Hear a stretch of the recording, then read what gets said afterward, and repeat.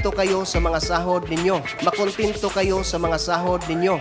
Bagamat bawat pangulong naihalal ay sa Biblia humahawak sa kanilang panunumpa, bumabanggit tayo ng pangalan ng Diyos at tayo ay nananalangin. Pero ito na yata ang unang pagkakataon na nakakita tayo ng hindi lang paghawak, pagbanggit ng pangalan ng Diyos at pananalangin, kung hindi ang paggamit ng salita ng Diyos sa buhay at sa kanyang trabaho. Na maglingkod ng may sigasig, dignidad at integridad.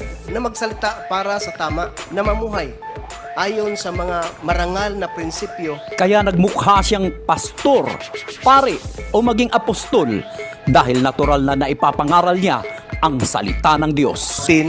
Lucas 3:14. Pangangaral ng salita ng Diyos na tila pinagmamay-arian ng mga lingkod daw ng Diyos dahil sila lang daw